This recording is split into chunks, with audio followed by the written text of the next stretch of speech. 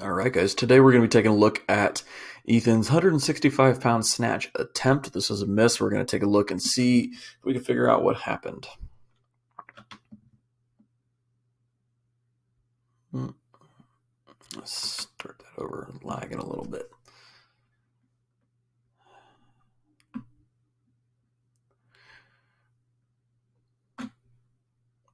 All right. Yeah, it's one of those where it's just like you watch it and you go, I don't understand why he missed that. I That's how I miss snatches a lot. Is I just like I'm under it and I'm like, where did it? It just doesn't feel quite right in your start position or in your catch position. Something just feels off. So let's see what we got. We got shoulders in front of the bar, hips above the knees, looking good. Solid start.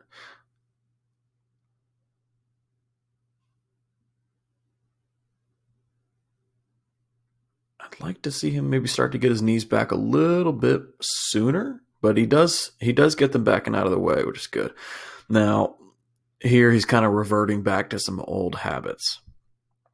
Gotta keep trying to push through the ground because if you don't, this is what happens. You see he comes up onto his heels. This is excessively coming up onto the heels. And then he's really trying to make the hips do all the work. But when your heels come up like this, you cannot. It's just nearly impossible to finish up and back and actually use the legs to finish the pull or the drive and not the hips.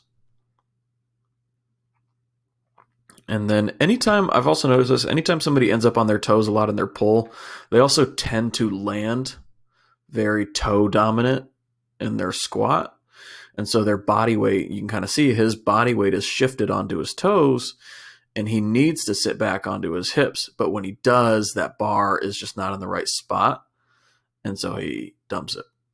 All right. And he's got a second attempt that he tries here. So let's take a look at that. Also, for any of you guys wondering, if you miss a lift and then go for it immediately after that, it almost never works. The sneak attack doesn't really work unless you say sneak attack, and even then it's just 50-50. I would recommend you miss a weight, rest a little bit, rest like sit down, and then go for it again, right? Because you need that time to process. What did you do incorrectly? What do you need to do better on the next one? You're also going to be surprised by like how actually fatigued you get from a snatch miss, and that fatigue is still going to be there 20 seconds later on a snatch. It'd be like trying to do a double like you know how fatigued you get at the end of your EMOMs, right? 15-minute 20-minute EMOM. You're fatigued and you're barely able to push after a whole or nearly a whole minutes of rest. So I don't understand why people think that they're going to make a max attempt even with like 10 seconds, 15 seconds of rest. You're better suited. You will make that lift. Just rest a little bit longer. Sorry, not to roast you, Ethan. All right, start position. He's a little all over the place because he didn't rest long enough. Maybe. That bar hadn't even completely settled yet. Now the bar is way out in front because he wasn't able to get his knees back and out of the way enough.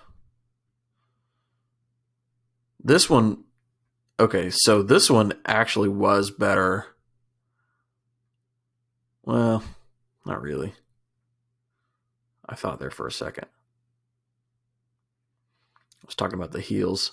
I thought it was going to be better on the heels coming up early for a second, but they still come up right here. Way too early. Not right. So they come up right here. And that is the issue. It's not here that I'm worried about, by the way. And then his just falling under that bar.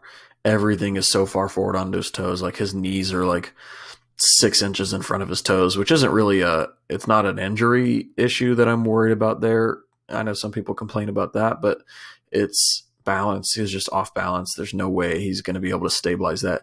And you can see his back left foot is so far outside of his hips. One, it's like almost behind his butt.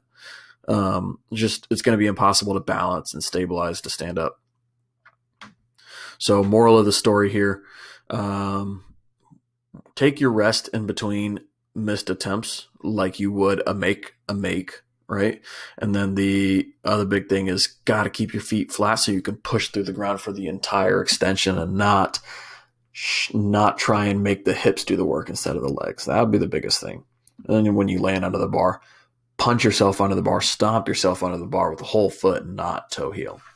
All right, guys, that's it.